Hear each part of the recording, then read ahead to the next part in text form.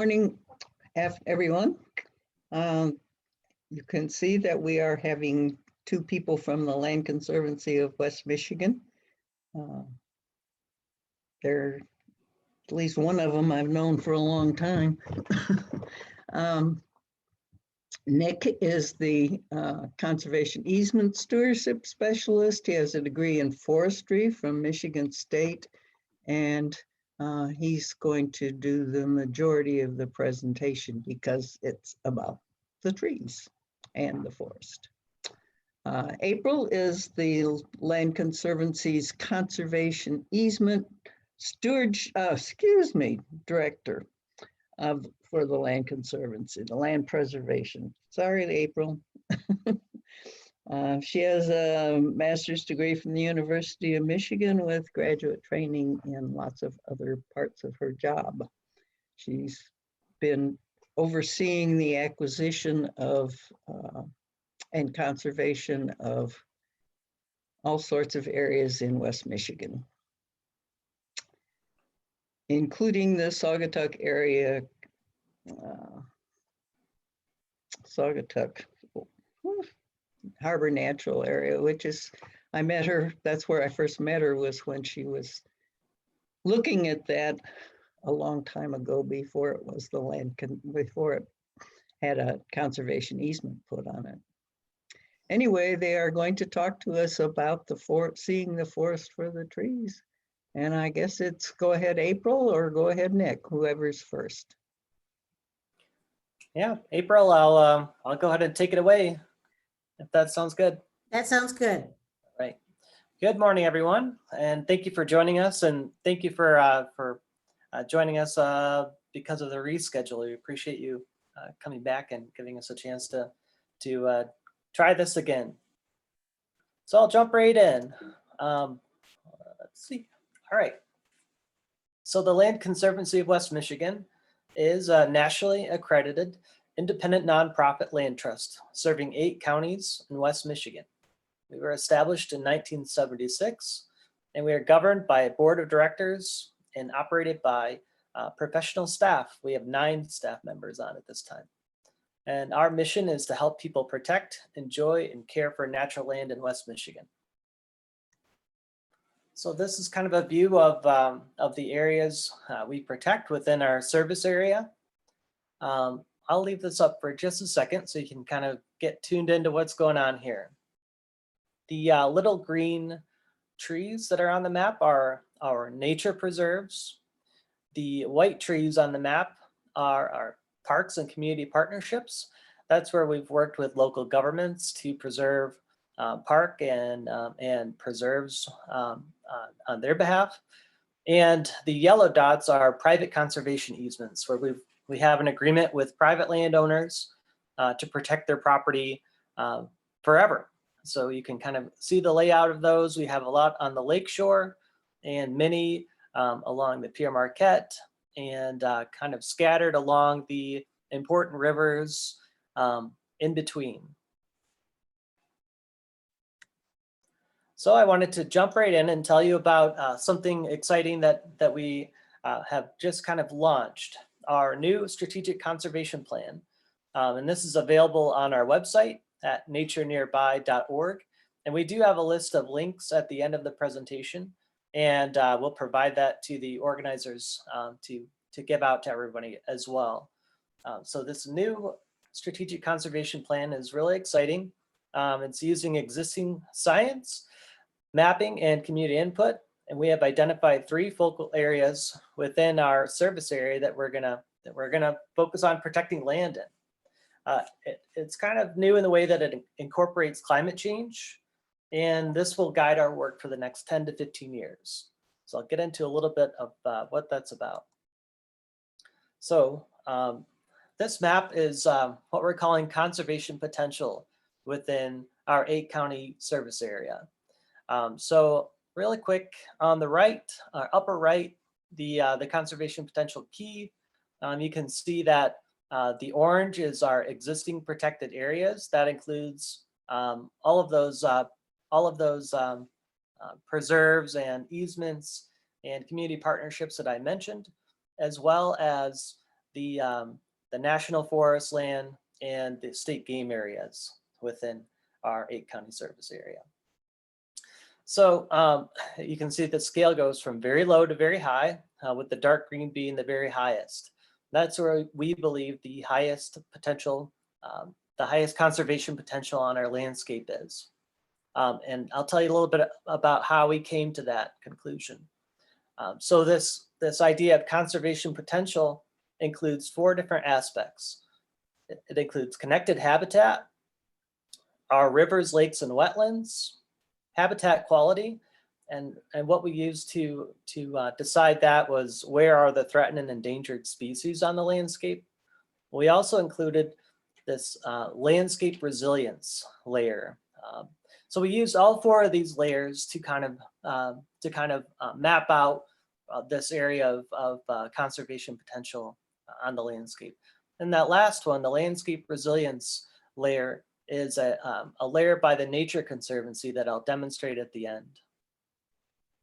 One other thing, Nick, before you leave that one, could you go back there? Could you take your cursor, just for people who might be having trouble orienting themselves, show them where Holland is and Grand Rapids? Sure. So Holland area, if I've got that right. Down. Here. Right? No, here. Down, yeah. Okay, sorry about that. Yeah, so that is kind of disorienting. Holland area, Grand Rapids, right here. Yeah.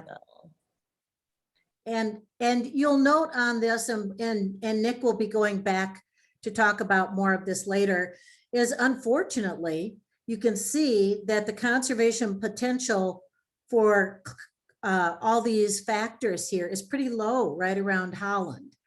Up north, it's much higher, and actually on the eastern part of Kent County, it's quite high. But there is this area where there's been a lot of agriculture and urban uses for a long time that really pointed out to us that this is a not resilient landscape. And of course, that may mean there needs to be more work to create resiliency, which Nick will talk about later. But that's kind of what this map means. So when you kind of put all this together, we've decided we want to focus on 3 major areas. And that doesn't mean that we won't do protection work in the areas that aren't highlighted, but it means we're kind of focusing in the areas that are highlighted here. What we're calling our big forests and wild rivers. That's up really in the Manistee National Forest area, around the Muskegon State Game area, along the Pere Marquette River, White River, Muskegon River. That's what we're calling the big forests and wild rivers. Of course, the Lake Michigan shoreline pops out on our potential conservation potential mapping. In this area, we're calling the Eastern Glacial Corridor, which is the area north and east of Grand Rapids. And that's the one that the Nature Conservancy layer really kind of pointed out to us as being kind of special. So I'll just kind of go through each one of these areas really quick, and we'll talk about some examples of what things look like on the ground there. So here. You said east of Grand Rapids? Yep, east of Grand Rapids, north and east. Not much west. Okay, Nope. thank you. Yep. So of course, along our Lake Michigan shoreline, and I'm sure you've all seen beautiful views like this.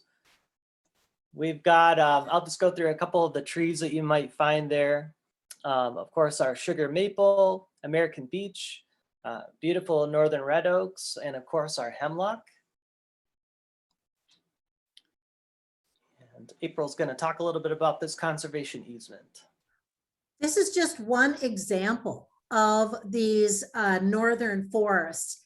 And Nick, if you could take your cursor and kind of circle the area that we're talking about, the Talmadge Woods area. Exactly.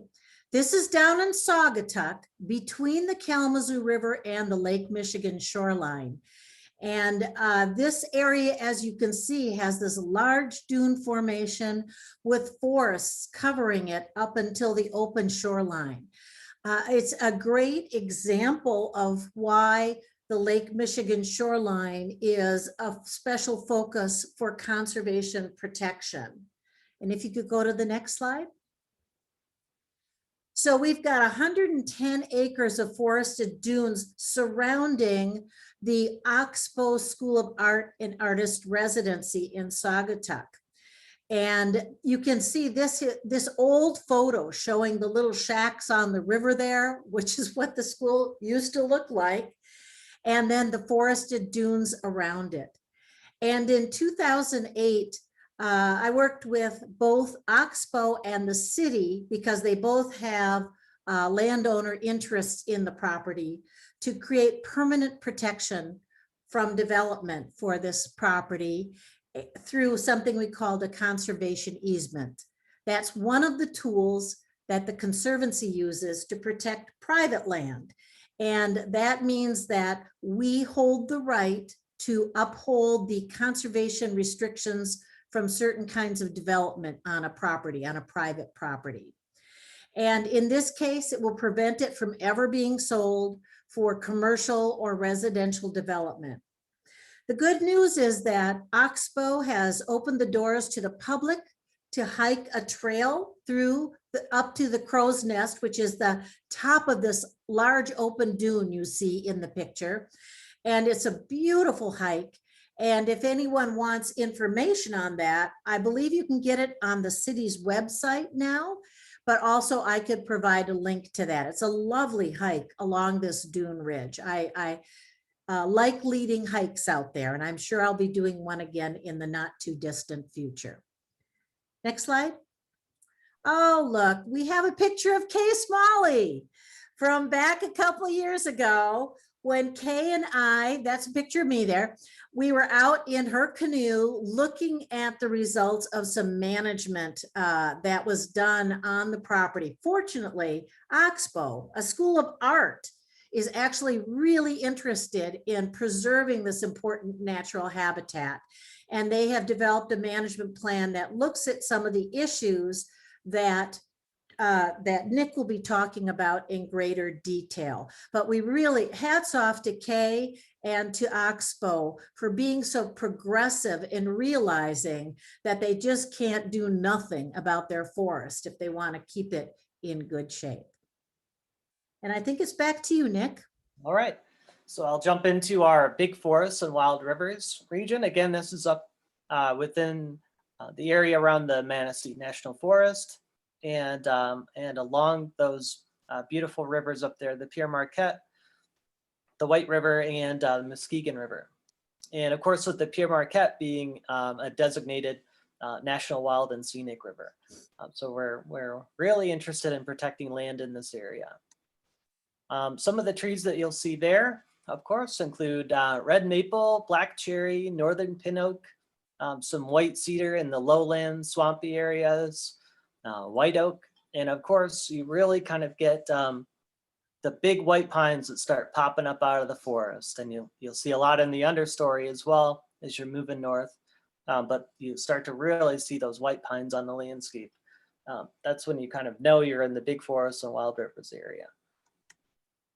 So we're going to talk a little bit about this Nurheim conservation easement. And what you can see in this photo is this beautiful tributary, this cold, clean water tributary flowing into the Pierre Marquette River.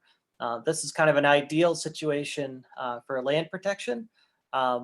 You're protecting the land along the Pierre Marquette, as well as these cold water tributaries that are so important to the water quality within the river. And I'll just say that if you go back one slide there to look at the stream for a minute, I was walking along this area with the landowner, and the landowner told me this story about being out in a hunting blind and the fact that he saw a bobcat walk through, which isn't uncommon for him here. But he couldn't understand what was going on because he was also kind of seeing the bobcat kind of look over its shoulder as it kind of walked past his hunting blind, like not at the hunting blind, but at something else. And then he realized there was actually a doe following the bobcat and actually kind of pushing the bobcat out of the way. The doe was kind of mad at it, was kind of stamping and huffing. But it was so interesting that this was just kind of a typical scene down there. It made it sound like the Garden of Eden. And it looked kind of like the Garden of Eden with this lush cedar grove down by the river. But that just kind of indicates the habitat quality of some of these sites up north, where a lot of the land has recovered from the timbering era, and there's a lot of people who love this land and have helped protect it. And so we work with them again to help them protect their private land. If you can go to the next slide, Nick. I love these old photos. These are the Nurheim family ancestors. And for years, they were only able to afford to come up and visit the property. The owner of the property allowed them to come up and hunt and fish and picnic. One of the things I'll say about these properties up north and what the landscape looks like now is that not only was it affected by the logging era, but actually the big motor companies and the rise of the factories around Detroit, and at that time, the excellent middle-class jobs transformed this area, because all of a sudden people like these families, the Nurheim family, could begin to afford to buy plots of land up north where they would go and hunt and fish, and it would be a relatively easy drive from the Detroit area. And so the area around central Michigan became an area where people loved to go north, and they bought land and they've kept it in the family for years. And that is beginning to change now, as some of these families no longer have these high-paying middle-class jobs and are having more trouble holding on to that property. But again, we are so happy for people like the Nurheims who love their land and were willing to protect it and enjoy it just like their ancestors did. Next slide, Nick. So one of the things we're doing on this river is working with partners like Trout Unlimited, because obviously the Pere Marquette and its watershed is extremely important for fisheries. We're working with partners like Trout Unlimited to restore some of these eroding banks by planting trees and wildflowers and grasses to hold these things together, and doing other projects like adding wood into the stream, which goes a long way in helping to protect the bank as well and provide fish habitat. So the next one on our list here, this Eastern Glacial Corridor, and this is the area again from east of Grand Rapids and to the north as well, along the Grand River, Thornapple, and Rogue River, essentially those areas. And so within this area, of course, you'll find red maple, black oak, black cherry, hickory, white oak. We kind of lose that pine component that you really see along the lakeshore, along and up north, of course. This area is really dominated by oak ecosystems. And our highlight here is the Moss Family Preserve, which is in Rockford. And April, do you want to say a few things about how this was acquired? Yes, I just had to unmute myself. This is a really interesting property. If some of you have any knowledge of Grandville, you may recognize the Moss name, because Steve Moss has been the mayor there for some time. I don't know if he still is. I think he is. But his parents owned this property north of Rockford, and they came to us because they knew we helped protect land, and they decided they just didn't need this, and they wanted to find out more about the benefits of protecting their land by a donation and a creation of a nature preserve. We were happy to work with the family, of course, and we found out that this was a really special place. If you can go to the next slide, Nick. This place has probably one of the rarest species we have on our preserves, a tiny little blue butterfly called the Carner blue butterfly that lives in these special oak savanna habitats that Nick will describe.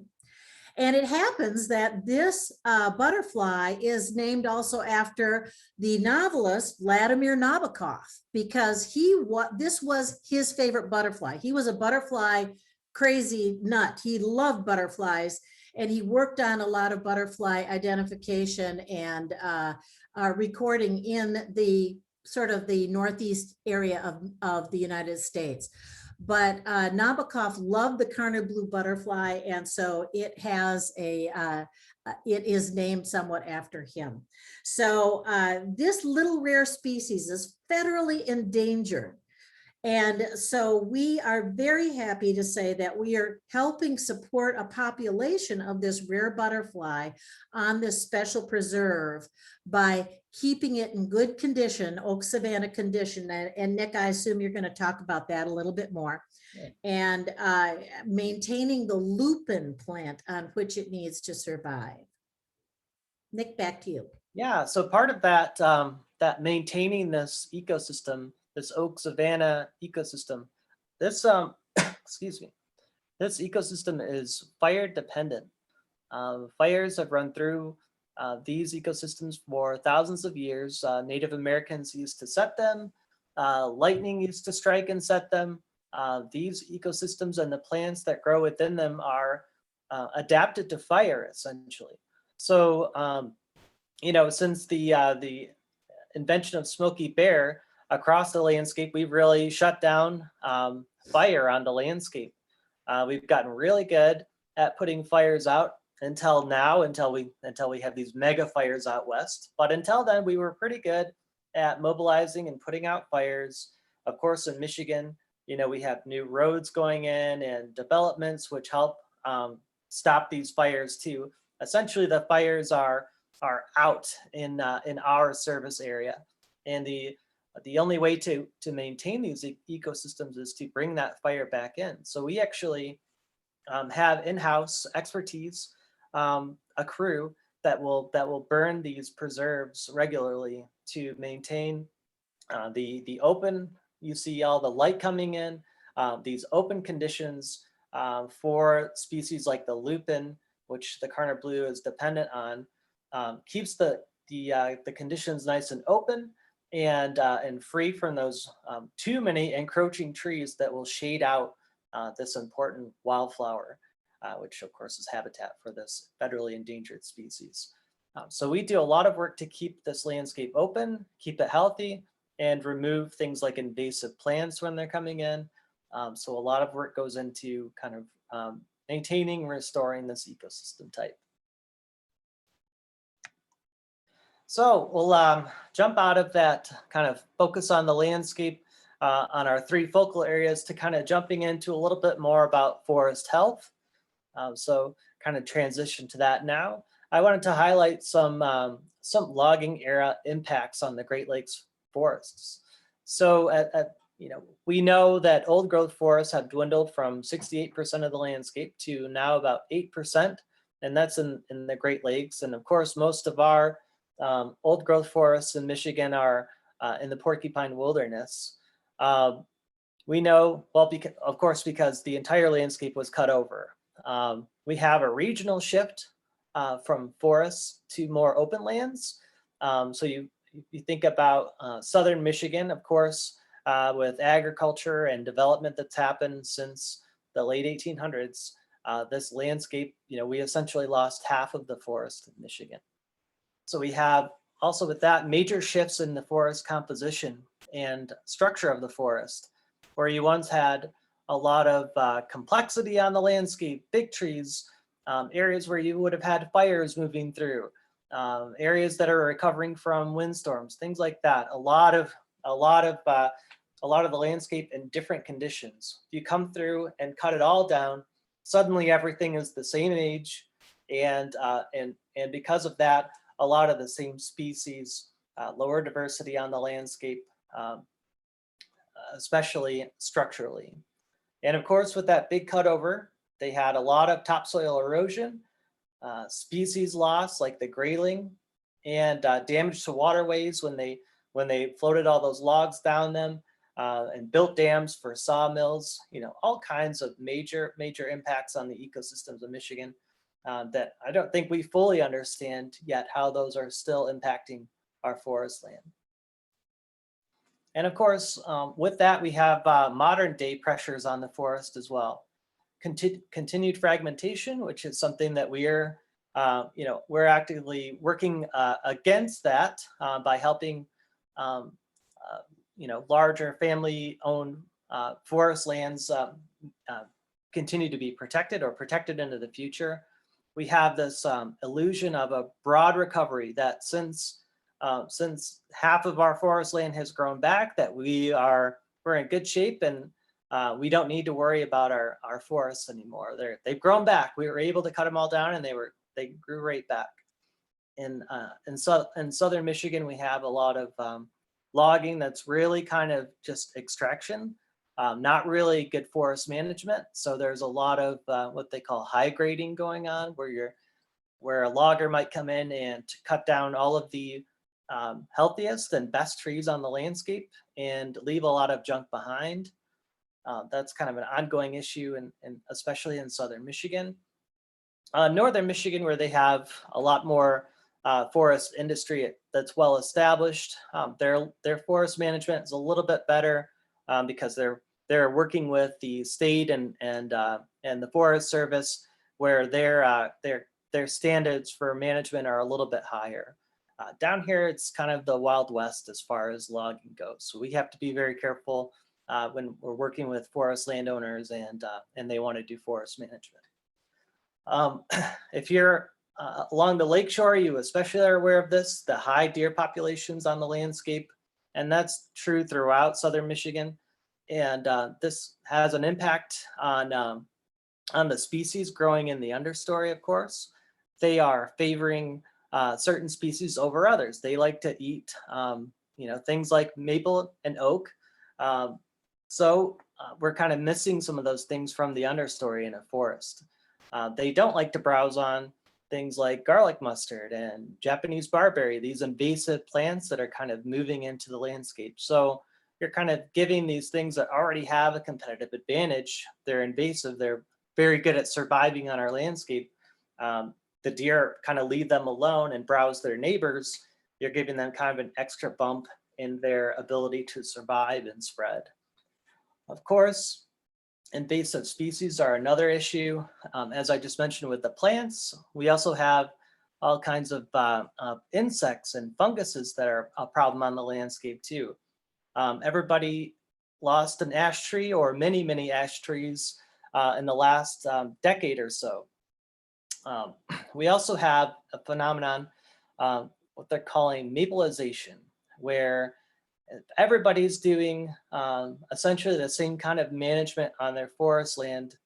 It's kind of converting slowly over time to growing tons and tons of maple versus growing things like hemlock, more oak, some of these other species that are kind of getting, they're getting eaten by deer. But the management is really focused, well, it's not focused on growing maple. The result of the management is growing a lot of maple. So we have tons and tons of maple regeneration, especially up north. And that may not necessarily be a good thing because that's replacing the things that we have in the overstory now, oak primarily. There's also this issue of climate change, which has all kinds of impacts on our forest land too that I'll get into. So this is just kind of a visual example of some of the things going on the landscape. This is on a conservation easement up along the Pierre Marquette. This is a little tributary that flows in. You can see all of the standing dead ash trees. That's along this little tributary that used to have some good shade on it. Now all the trees around it are dead. And of course, what happens there is without that shade, you lose that shade. The water actually warms, so you're creating kind of a warm input to a cold water system, which is not good for fish that are cold water dependent, like trout. You also have, in this example, the reed canary grass, which is an invasive grass, kind of just dominating the entire understory of this kind of wetland area.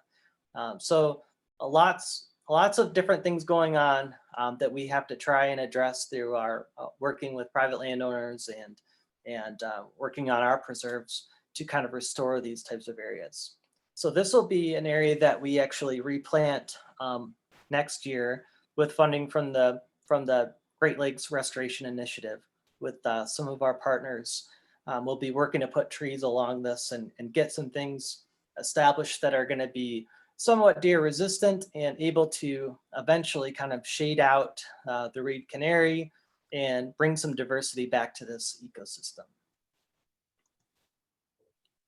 A few of those invasive insects that we have kind of threatening our landscape. I'll run through these really quick. You may be familiar with the Hemlock woolly Adelgid affecting the hemlocks along the lakeshore. There's a lot of work going on to kind of understand where the Hemlock woolly Adelgid, this tiny little insect, lives within the landscape. Of course, the hemlock within West Michigan are really along the lakeshore, within a mile or so of the lakeshore. So there's this kind of narrow band of hemlock, and we do have this invasive Hemlock woolly Adelgid. So a lot of work is going into knowing the full extent of that invasion and working with private landowners, because it's mostly private landowners all along the lakeshore, to get some treatment, some control of that invasive on the landscape. Obviously a very difficult effort, and many partners like the Ottawa Conservation District kind of leading the way in the trying to inventory and understand where this thing is at and put a stop on where it's going. Because of course in the UP, tons and tons of hemlock up there that we want to protect. Nick, can I jump in here for just Sure. a minute? And I think it's kind of fitting that Ottawa County Conservation District is taking a leadership role in trying to contain and eradicate some of this Hemlock woolly Adelgid, because unfortunately it's likely that the horticultural businesses in the area first brought in the Hemlock woolly Adelgid through plants that had the infestation from other places. And so in some ways, we're kind of responsible for the spread along Lake Michigan, unfortunately.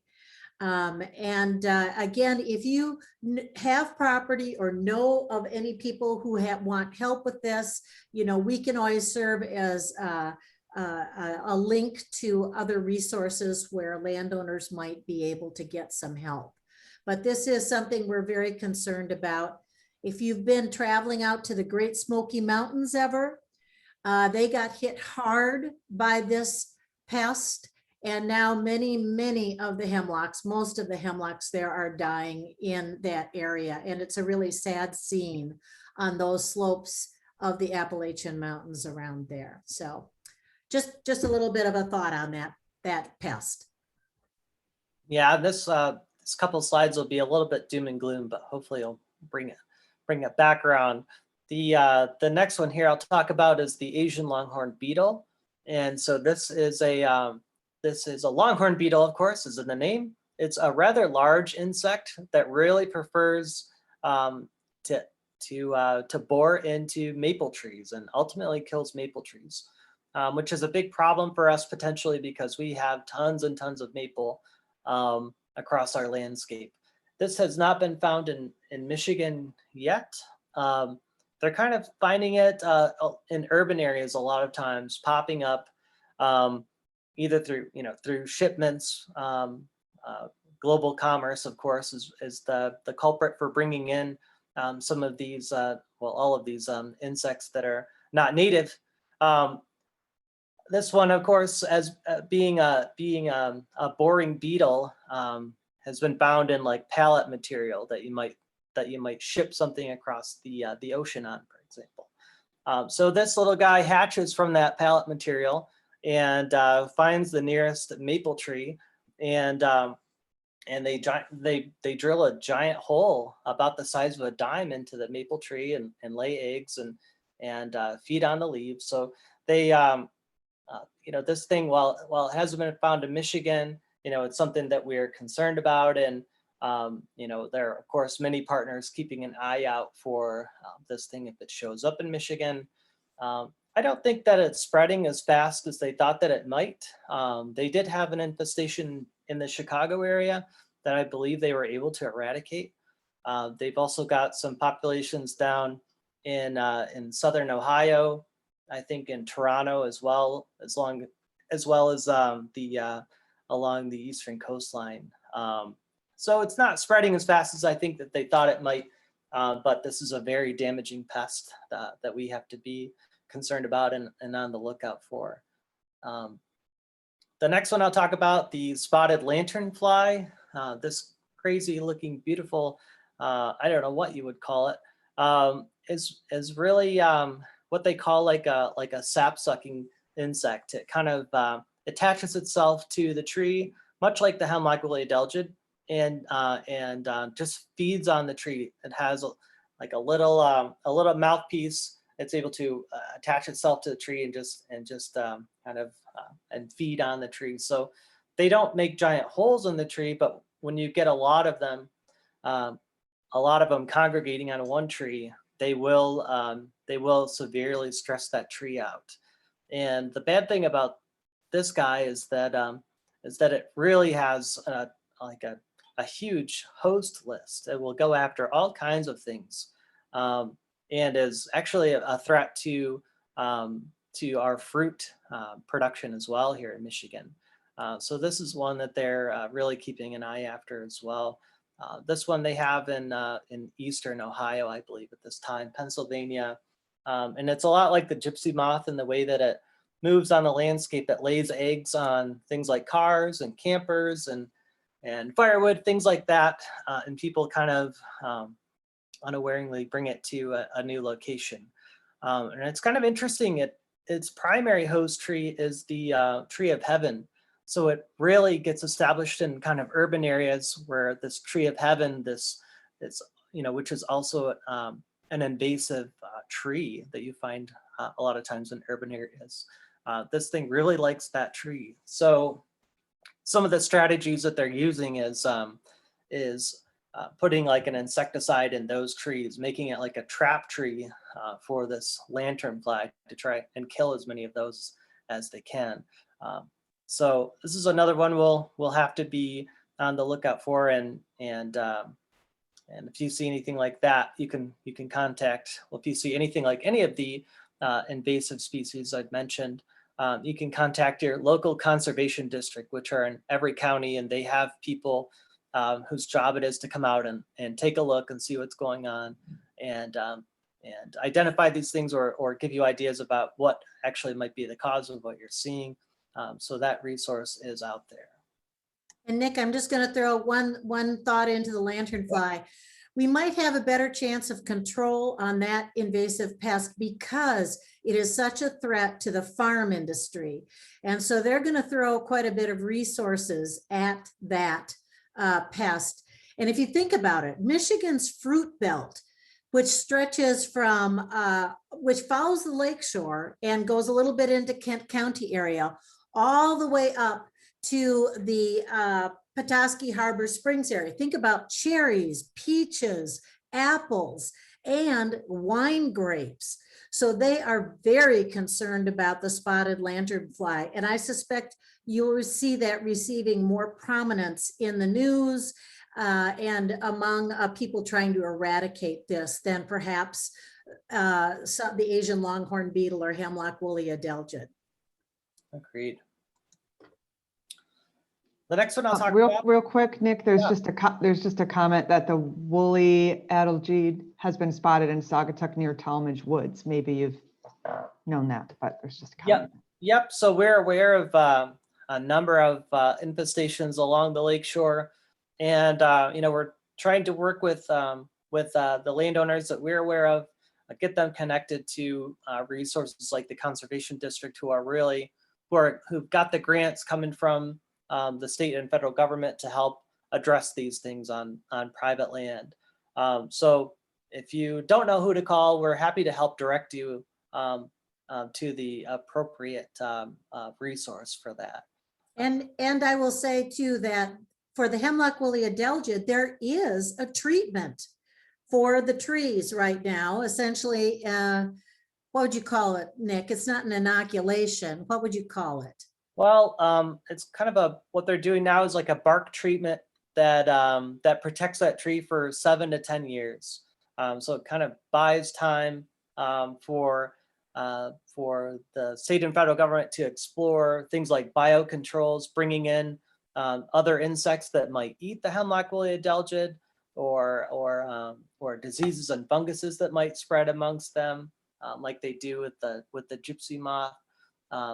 So yeah, that there is a way to protect your trees. And if you have a smaller, if you have a few in your yard that you want to protect, you can talk with a tree care company, somebody with a good reputation and a certified arborist on staff can help you treat your trees to protect them for the next 7 to 10 years. And then they can be treated again to protect them longer into the future. The next one I'll talk about, also very relevant to the lakeshore, is oak wilt disease, which is a fungus that moves within oak trees that are growing kind of within a patch. And I'll explain a little bit about how that happens. So if you prune or damage an oak tree, primarily the red oak trees, so that includes like black oak, northern red oak, the pin oak, those trees are very susceptible to oak wilt disease. And so if you prune these trees or accidentally damage them during the growing season, there is this tiny native beetle out there that moves around a fungus that they believe is an invasive fungus on the landscape. And so this beetle is attracted to the flowing sap. That freshly wounded tree will kind of immediately kind of detect that this tree has been wounded, and will move there and start feeding on that sap. And with them, they bring the spores of this fungus that they also feed on. So it's really important not to prune and be very careful of damaging any oaks during the growing season.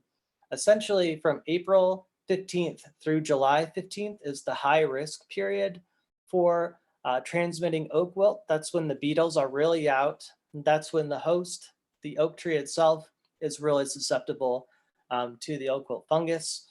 That's kind of the high risk period, but you also have to think about years like this one where we had a warm up really early, or with our changing weather patterns, that those dates on the calendar, just kind of be aware of that. We really don't want to be impacting our oak trees really anytime during the growing season. If you have to do some pruning, some cutting of oak, you'll want to do it when they're dormant. And if you have an accidental damage, or something has to be pruned, that should be covered with a special paint that they make for treating pruning, for treating wounds on a tree, that will keep that beetle off of that wound. So a little bit more about how this thing spreads. You can see in the top right there, once this fungus gets into an oak tree, it moves pretty quickly. And what it does is it plugs up the vascular system of the tree. That fungus plugs that system right up so it can't move water essentially back and forth between the roots and the leaves. So that the tree essentially above ground, it starves, and it begins to wilt. So within roughly 3 weeks of being infected with oak wilt, these trees will essentially drop their leaves and die. So if you have oak trees that all of a sudden looking healthy and a few weeks later are well on their way out or dead, you may have a problem. And at that point should contact a tree service as well to have them come look at what might be going on. There are a lot of different things that could be going on, but oak wilt you want to be especially careful of, because this fungus, once it gets into the tree, obviously it kills it very quickly. There's really nothing you can do about that. But what it will do is spread through the root system into adjacent red oak trees. They tend to graft their roots underground. So they grow together, the root systems grow together, and that fungus is able to move through that network into the adjacent trees. So you end up with this large pocket kind of a progression of dead trees. And because we have, where there's one oak, there are often many, this thing spreads and creates these giant patches of dead oak trees on the landscape. So definitely one we'll want to be careful about. And really this one, unlike the others, you can really do something about preventing this from happening on your property. You want to avoid, of course, that pruning or damaging during the growing season, and also being careful of any firewood you're bringing in, and not moving firewood, of course. It can, along the lakeshore, it was really brought into places like PJ Hoffmaster State Park, because campers, people were having a tree die in their yard, not understanding how it died, and then moving that firewood with them when they went camping.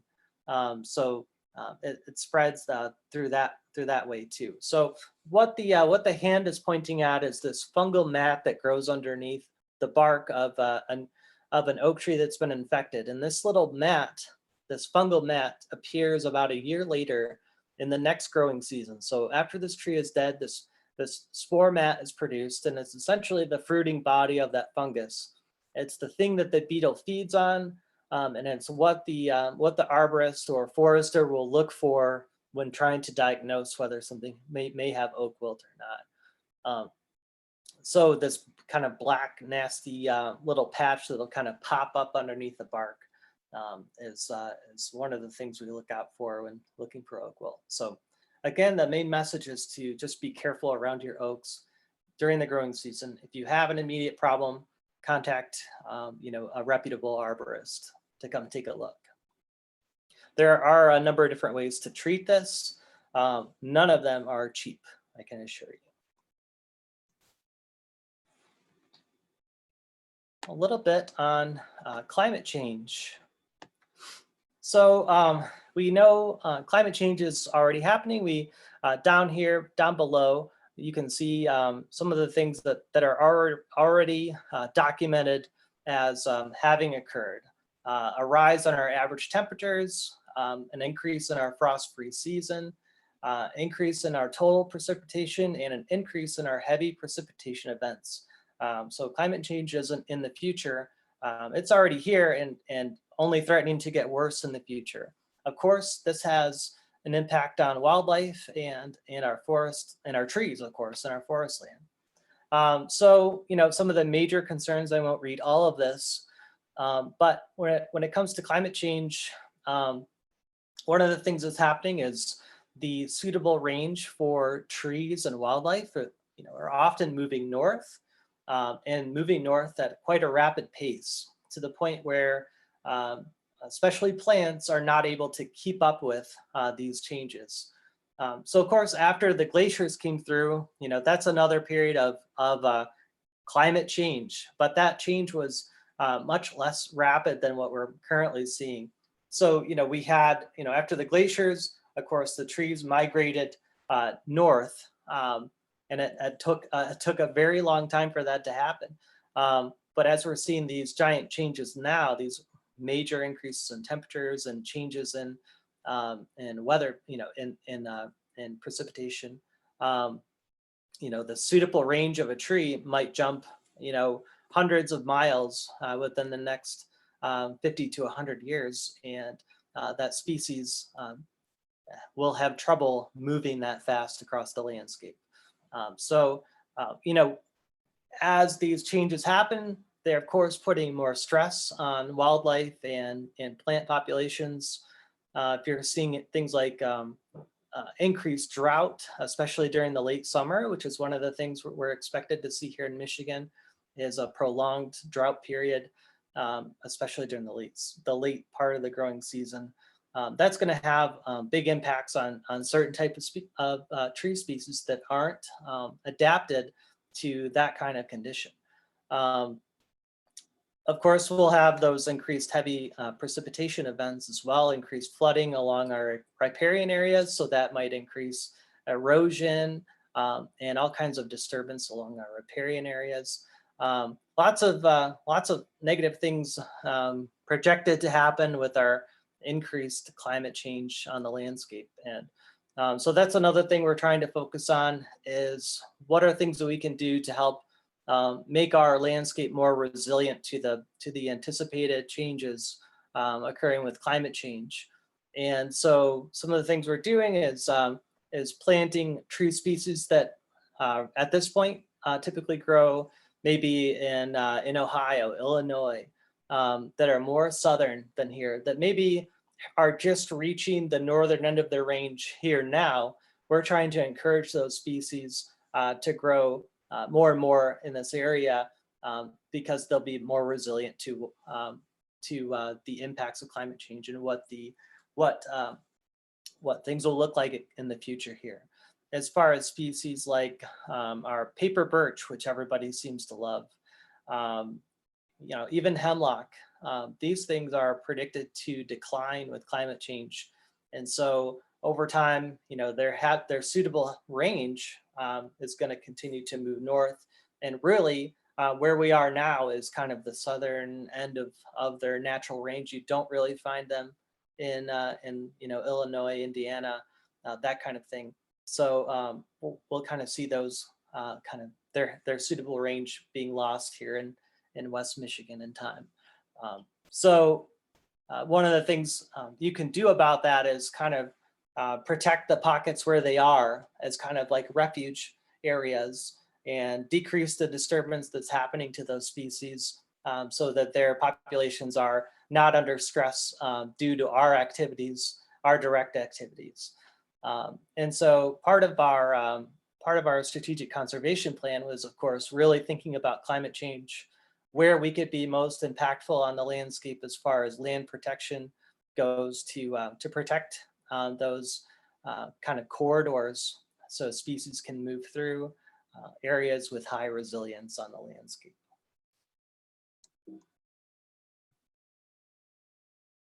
If you're curious about some of those insects and diseases that I talked about, you can look up this Michigan Forest Health Highlights. They just completed the 2020 version of this, which basically will update you on what's happening all around the state as far as forest health. So that's a really good resource. We've included that at the end. Back to climate change for a second. There are also some great resources out there that will help you decide maybe what you should be planting in your yard if you're thinking about these long-term changes. Of course, many trees grow to live hundreds of years, so you have to be thinking about what things are going to be like later on, and when they reach maturity. So as I mentioned, we're looking at planting things that are going to increase their habitat here in our service area, and maybe avoiding some of those things that are predicted to decline. So through the National Institute of Applied Climate Science, NIACS, at forestadaptation.org, you can get all kinds of information about different individual tree species, how they're expected to fare, as well as ecosystem types in general, how they're expected to fare, and some strategies that you can kind of adapt to either build resilience and protect refuge areas. I won't read this all to you, but NIACS at forestadaptation.org, a really interesting resource to check out as well. All right, so kind of looking at, well, what does that mean on the ground? What are some of the things that we're doing on the ground to improve resilience, to restore some of the degraded ecosystems on our landscape? I'll start with this oak, savanna, and woodlands. So you can kind of see here to the left, these giant white oaks that have these really wide branching. That's kind of indicative of course, a time when things were much more open. These trees are old. When you get that wide branching, you know that they once had a lot more space to grow. So this area is kind of indicative of that oak savanna condition. Things were much more open here at some point. And of course, it was mostly small, low intensity fires rolling through these landscapes that kept things open. So what are we doing to kind of restore these systems now? well, we're prioritizing the removal of things like invasive plants. You might be familiar with autumn olive, which is one of these things that seems to love to degrade oak savannas. We're bringing back fire into these ecosystems by reintroducing that disturbance agent coming through that will kind of clean out the understory a little bit, kind of bring that density of trees down, keep things open if they are kind of open, or just kind of bring the density of trees down and within that ecosystem, bring more light to the ground. That's when you may get things like different grasses and wildflowers that have been kind of shaded out. If they're in the seed bank, which they can last for sometimes decades, if that seed bank is there, they will respond to that light coming in, those warming conditions, and that opportunity to grow. So we're kind of also looking at what the seed bank potential of these sites are, what might be lying there dormant underneath, and in a lot of cases, adding different grasses and wildflowers to these systems to increase their diversity. Really quick, grasslands. This is actually on the same property as the last one, called The Land, which is a conservation easement up in the up near the Manistee National Forest as well, a big whole section of land.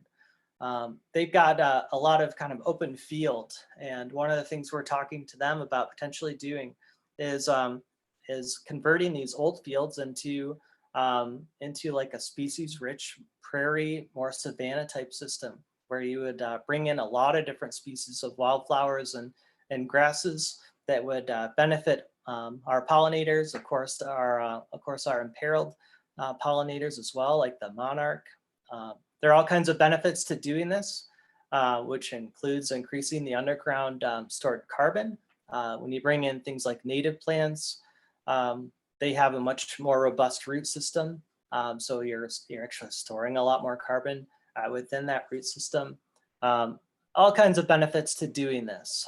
This might also be an area where we can assist the migration of trees by planting, like the ones I mentioned earlier.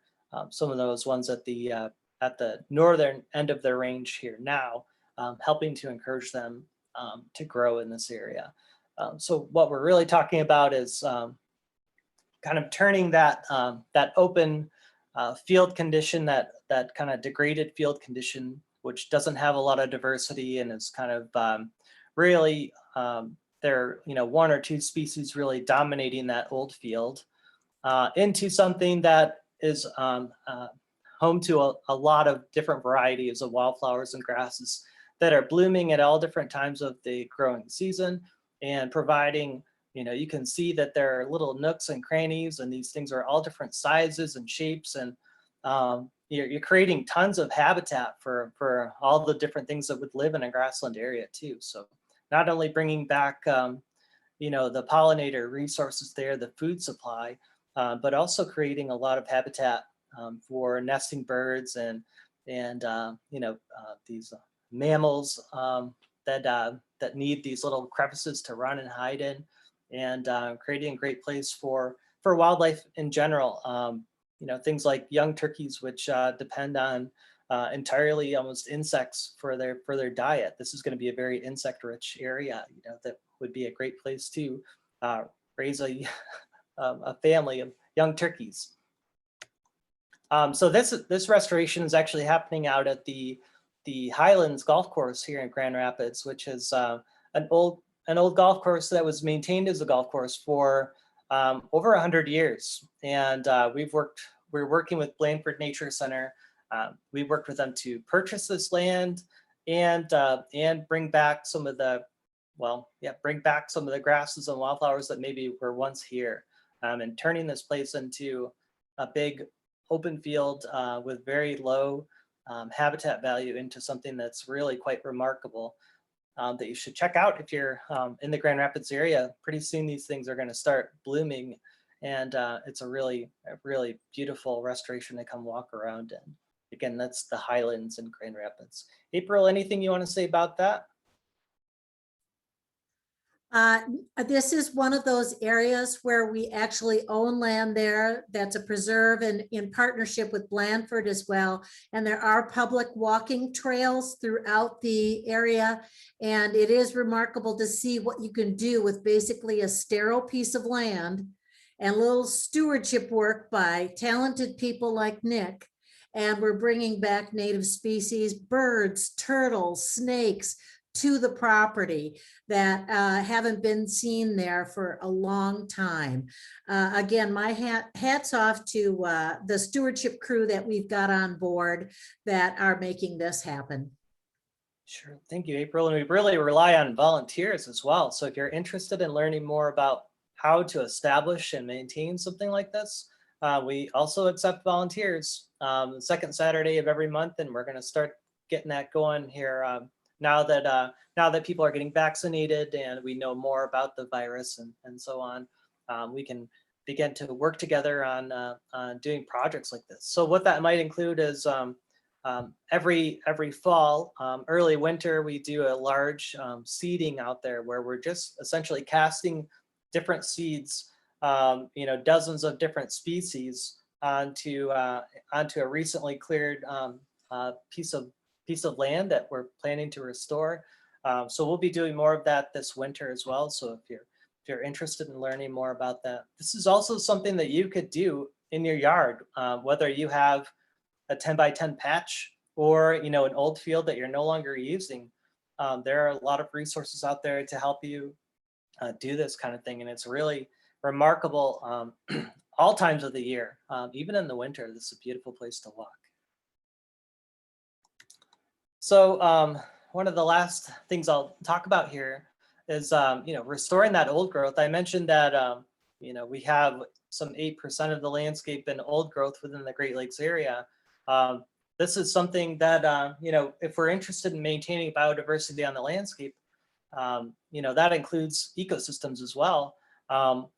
We will want to restore some of this old growth as well, and getting beyond this definition of, well, it can never be true old growth because we came through and cut it all down, but you can still protect these areas and kind of put them on a trajectory where they will develop old growth conditions once again. So that can be done, and they're doing a lot of that kind of work out east in the Northeast, and I heard about a project they're doing the same thing out west within the redwoods, the kind of cutover areas that are kind of regenerating back into tons and tons of redwoods that are really dense. They're going in there and kind of thinning it out so that they'll get some of those redwoods to actually get really big and develop that old growth condition once again. It will never be like the true old growth, the pre-cutting, but we can kind of develop a similar condition. But of course, to do that, we need hundreds of years of land protection. These old forest conditions take a long time to develop. So that's another reason, I guess it's another good reason for us to protect land on the landscape, is we can help landowners if it is their goal to grow something like old growth, and we can help. We do help protect that land for forever. So we're here to help that get on its way, I guess. That's my point. I'll just jump in there too. I work with a lot of landowners who have only dealt with the traditional forest industry. And so for them, seeing a large tree that's getting past maturity is really hard, because they think, oh, we're wasting that tree. But I think that what Nick and I are saying is that there needs to be a diversity of forest types. And forestry is good. When done sustainably, it's great. But we also need some areas that are allowed for the trees to allow to go to an old growth conditions, to allow to die standing and then fall down. We are just now beginning to understand that within this forest, it's not just about the trees, but also all about the fungal and bacterial associations with a lot of these underground aspects of the trees that are important for our ecosystem health and for the health of the planet. And so when we work with landowners, we obviously need to respect what their wishes are, but also when we're stewarding land, we want to make sure that we try to create that diversity and complexity that existed before the logging era. Long-term proposition, but that's what we're in the business to do. Exactly, April. Thank you.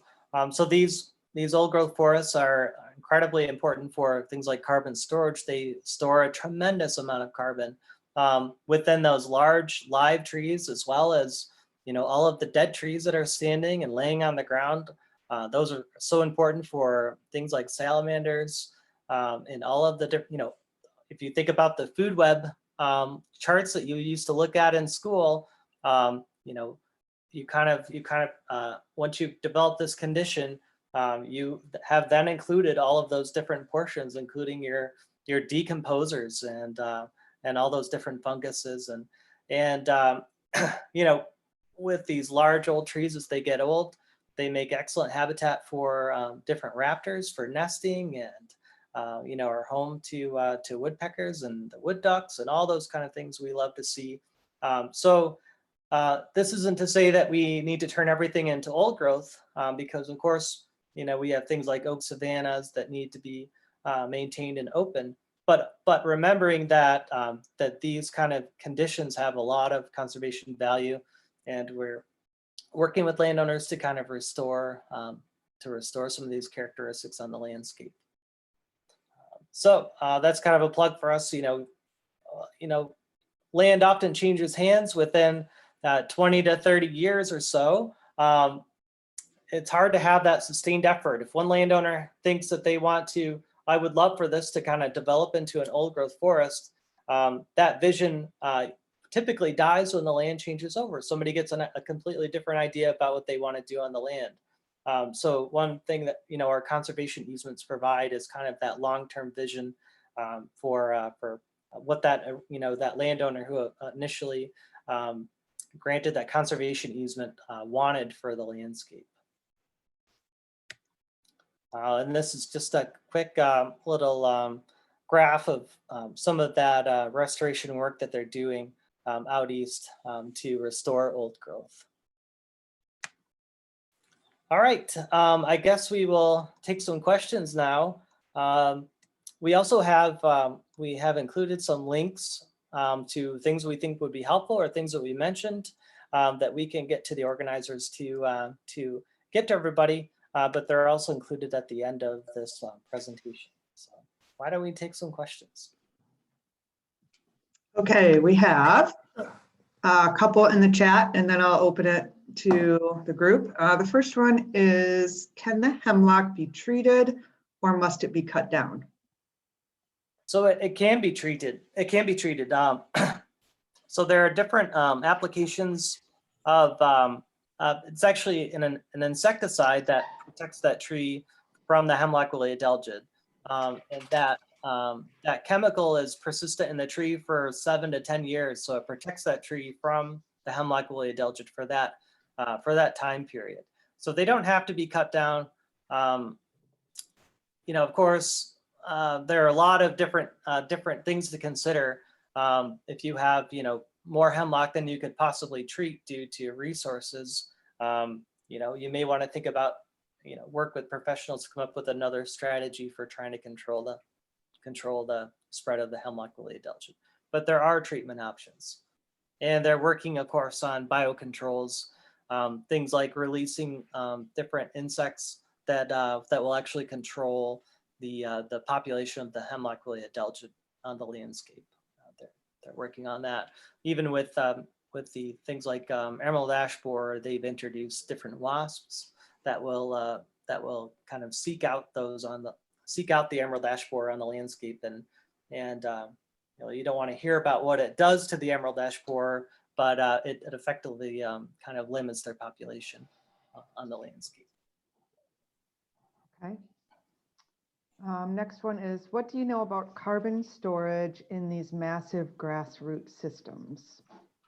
Oh, what do I know? Well, I know that when you have like an idle field that's comprised of these non-native like turf grasses, their root systems are really they're really mostly at the very top horizon of the soil. They don't grow very deep root systems, versus a lot of our native grasses and wildflowers that actually grow really deep root systems. So those, just by being a bigger root system, you've got more biomass underground that's being maintained. So that equals more carbon stored in that space. Okay. Next question. Have our trees been negatively impacted by the high, and then it stopped. So Kit, if you want to unmute yourself in a minute, I'm not sure that the rest of your typing came through in that question. Oh, there it is. Have our trees been negatively impacted by high water? Oh, But like Lake Michigan, the Yeah. water levels in Lake Michigan. I think I think I've seen quite a few trees that have probably have been killed off by the high water levels. As far as that being kind of a major long-term concern, it's, I guess, in my view, not a major concern, because a lot of times there are adjacent trees that will seed in, or adjacent shrubbery that will kind of occupy that space. So I think in April, maybe you have a comment on this too, being really familiar with the lakeshore, but maybe not a tremendous issue. A lot of times it looks disastrous, because sometimes you'll get the trees toppling toward the water and pulling up a big root ball and creating almost this dune blowout. We're looking at it from the big picture though, and really this is such a dynamic shoreline historically, that yes, the water has gone higher and has receded over generations and generations. And so for us right now, it looks disastrous. But if you look at it long term, it is something that this system is actually adapted to. And although the trees may be ripped out, what it's doing is creating more open dunes. And so it'll go back and forth. This line of where the trees begin and the sand ends goes back and forth over time. Certainly climate change is having an effect with these higher water levels and these increased extreme rain events. And it is a rougher situation than it used to be. But I would worry more about the trees along our interior river systems that drain into Lake Michigan than I would the trees along the shoreline. Okay, thank you.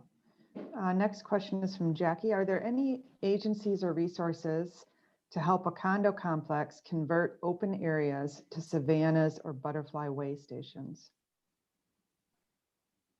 April, you want me to take that? Yes, please. Yeah, I think the best local resource available to most people is their local conservation district. So every county has a conservation district, staff who are directly working with private landowners, and I think that they would be very interested in a project like this because of its, not only its value ecologically, but because of its educational value to the people who live there. So, contact your county's conservation district. That would be my best recommendation. Okay, thank you. Next question is from Laura. Big concern over indiscriminate and excessive roadside cutting by the Allegan County Road Commission, which is then followed by massive garlic and mustard blooms. Does the Conservancy ever work with these road commissions? April, in your history is? Actually, we are affected by the same thing, where we will have a property along which a road runs and we have to put up with that. Unfortunately, as we acquire property, or the landowners we work with acquire property, there's always that right of way, which is pre-existing along the roadways and which gives them the legal right to do that. And so it is one of those things that is frustrating. And on our properties where we do have that kind of cutting, we can request that they are doing it a little bit more gently. But frankly, with subcontractors working for the county road commissions, that's usually not very successful. The only thing we can do is to try to draw a line at our area of control and to try to work with volunteers and so forth to eliminate any invasives that might be entering our preserves from those roadways. So basically my question is, it's frustrating for us too. For sure. Okay, it looks like Demetria, you have some questions or comments. Do you want to just unmute yourself and share those with us? I'm not sure I'll cover them accurately. Right. Thank you. I didn't know how to type so much. I have two questions, and one is, I live in Douglas and we're getting tremendous growth, and one of the population growth, and one of the each of the master plans for the cities call for wildlife corridors and open space and blah, but I don't really think anything's been planned. So I've been poking around to see who does wildlife corridor studies. How can we look at our land and see where, you know, in the winter, you can see the tracks of the animals, you see the pathways that they go, but do you know anybody that does studies so that we can actually look at our land and say, these spots should be preserved? Do you want me to take Yeah, a stab at that, Nick? Yeah. Really what that is talking about in the master plan is to actually purchase land. And that's always the challenge, getting the money, finding the money. The good thing about having that in your master plan is that can be used as a basis for justification for grants to buy certain parcels of land. Most frequently, when we're looking at that kind of corridor idea, it's best seen from an aerial photograph where you can either see natural vegetation along a waterway, or perhaps just by happenstance, there's still some natural lands that are linked together. We have done that essentially as part of the strategic conservation plan, because that does identify lands that are adjacent to other natural lands. And so having a map like that does help.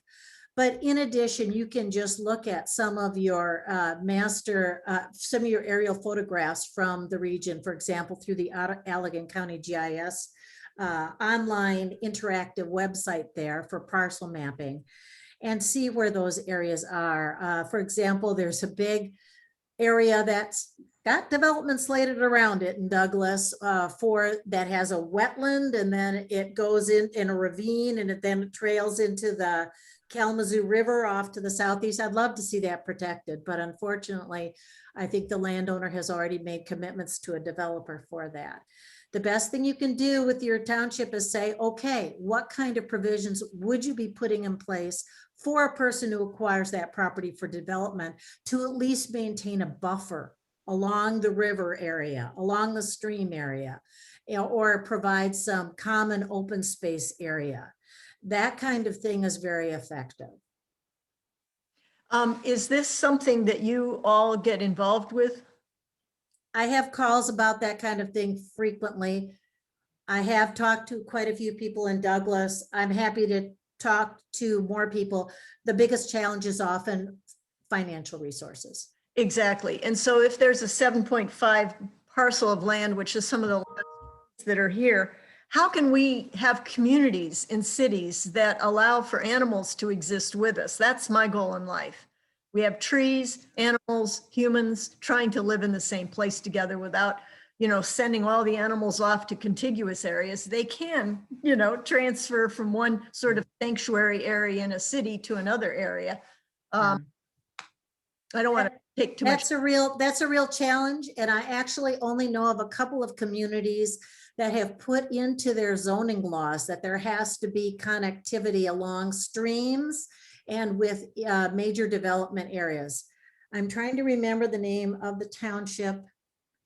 in Southeast Michigan that did it, but it's a little northeast of Ann Arbor, and also the Ann Arbor area tends to look at that kind of thing. Takes a very progressive and fairly wealthy community to do that, frankly. Thank you for your good work. Thank you.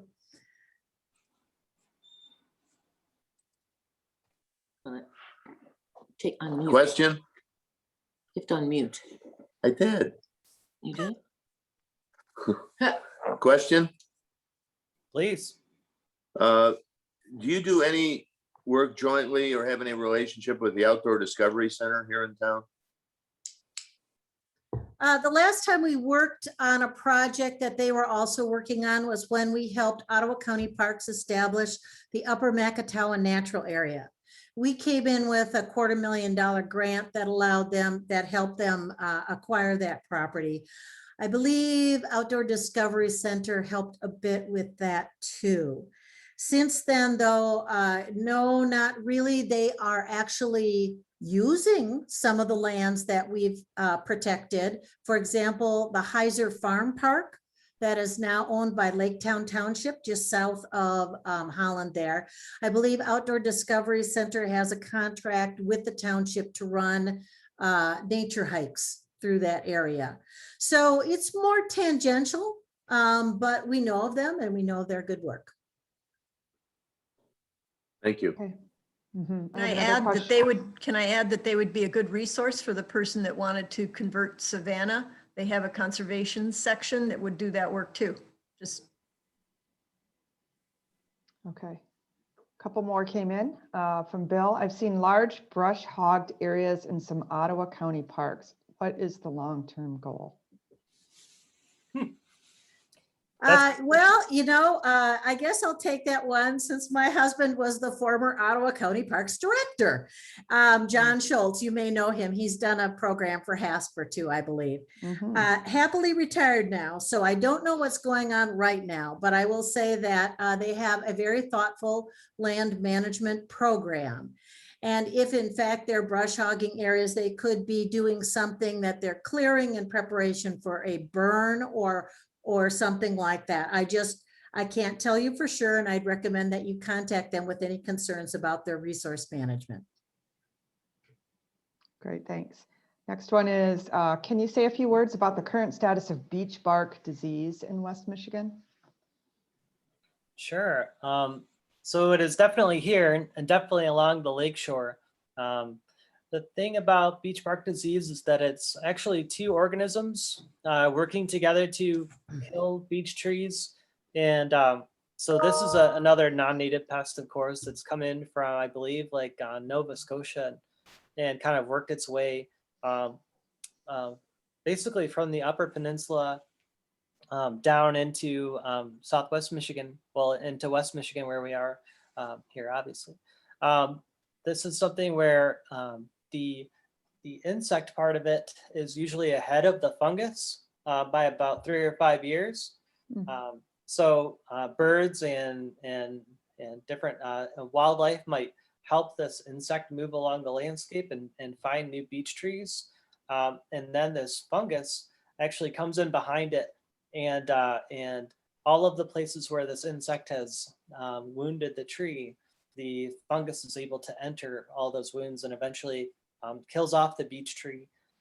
What they're finding is that there is some resistance out on the landscape. There are trees that survive the front of the killing beech bark disease wave that comes through, and so they're finding some trees that survived, and they're hoping that their offspring are also resistant to the beech bark disease. They're also finding that the beeches that are really smooth barked are more resistant than the ones that have a lot of little crevices and things for these insects to actually kind of latch on and have shelter within. So there's just some natural features within each specific tree that make it a little bit more able to survive that impact of the beech bark disease. But yeah, that's another one of those things that I didn't mention that is that's here and will continue its way through the landscape. Okay. I think the last one I have here is the Conservancy involved in outreach to Dick and Betsy DeVos to permanently protect the Bowl area in Laketown Township, a mile or two north of Saugatuck Dunes State Park? This should be a national lakeshore. It's been a while since we contacted them about this property. You're correct, it is a remarkable area, and it includes not only their dune area and the bowl, which Hope College geologists Ed Hansen, for example, has studied for decades and has done some really important work on it. But it also includes a little fascinating little wetland lake to the east called Gilligan Lake. Together, it's a really remarkable place. Last time the conservancies, and I'm including the Nature Conservancy as well, because we often partner with them on projects. They were not interested and not planning on doing anything significant with the property. I agree, it is probably the last big important dune area in the central West Michigan area that is unprotected. I would love to see it protected, but because again, we respect private ownership rights and we work with landowners on a voluntary basis, we can only remind them that there are people who are concerned about it and who would love to see a conservation solution for the property, and then respect their timeline and their interests. Thank you. One more just came in from Jane. Yesterday, she noticed the bristles to clean her shoes upon leaving a trail to protect against invasive species. Is this effective, and what else can we do to protect the land? I would say it's effective if everybody is using it. I think it's a good lesson, of course, to think about where you've been walking and what seeds you might have picked up to take to the new place that you're going. There have definitely found that that recreation is a major, I guess, vector of invasive plants, like garlic mustard, for example. These little things, they get stuck in the mud in your boots, and you can transport them to the next place. They're finding the same things within river ecosystems as well, where you're moving tiny little organisms around that are invasive and impact river systems too. So it's important to clean your equipment and maybe avoid highly infested areas if you know where they are, and just be mindful of that, because it does have an impact. Great, thank you. Of course, gear and everything else are moving around those things as well. So obviously it's a complicated issue. A question. Go ahead. One of the trees you recommended with the future of climate change is the ironwood, which is a favorite tree of mine. One of the things that my husband and I find frustrating is to locate the more unusual tree species to be able to plant them. I know of one place in Illinois that grows the ironwood. And last year they didn't have anything available. We have one little specimen here that we ordered from out east, and the pathetic thing is slowly growing. I had quite a few in my last home. We have all these recommended trees. Can we get a source so that we as homeowners can, help in these keeping the trees going? The problem with all these maples, I see it even in Holland's Boulevard purchases. They tend to buy maples to put in the streetscape rather than a more varied species. But I would love to have a local source for the ironwood. I think that we would just agree with that statement. I mean, it is hard to get the nurseries to grow things that aren't very popular or aren't really known for their good characteristics that they may have. I think that there are some nurseries that really are trying to get into that market, because I think there is an expanding market for those kind of alternative species. We know that planting a lot of maples or lessons we learned by planting tons of ash along the roads or tons of elm. We know that it's not good to do that, to plant all of one species. So I think you made a really good point. And but I think that we'll continue to see nurseries kind of taking on some of those alternative species and promoting those. But of course, I think they have to make money too, and they plant what people know, and people may not be aware that those other species may have really good benefits and all the reasons why they should maybe not consider planting a maple. So it's kind of a multifaceted problem. But there's another nursery in Mason, Michigan called Wild Type that sells a lot of good native species, and they're another one you may want to check out.